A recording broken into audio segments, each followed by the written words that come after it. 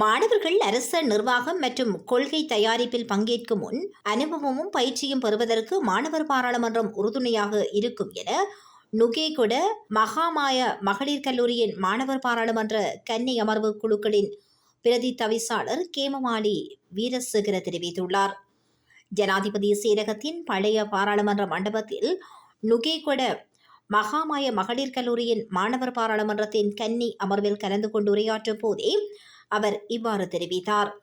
இதுகுறித்து மேலும் குறிப்பிடுகையில், பெண்கள் மீது சமூகத்தில் நிலவும் பார்வை, பயிற்சி மற்றும் அனுபவத்தின் குறைபாடு, குடும்ப சுமை ஆகியவை கிராமப்புறங்களில் பெண்களின் முன்னேற்றத்திற்கு தடையாக உள்ளன. இருந்தும் இந்த நாட்டின் சட்டவாக்கத்தில் பெண்களின் பிரதிநிதித்துவம் குறிப்பிடத்தக்க அளவு அதிகரித்திருக்கிறது.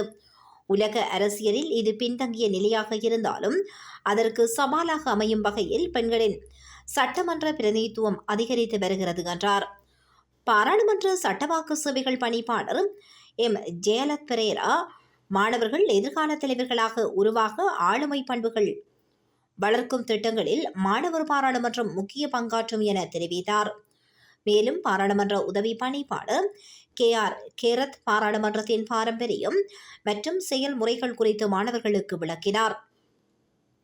மாணவர் பாராளுமன்ற ஆரம்ப அமர்வை அடுத்து சபாநாயகர் மற்றும் உறுப்பினர்கள் பதவி பிரமாணம் செய்து கொண்டனர்.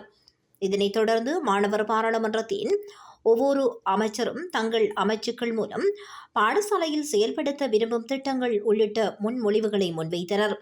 மேலும் பங்கேற்ற மாணவியருக்கு சான்றிதழ்கள் வழங்கி வைக்கப்பட்டன.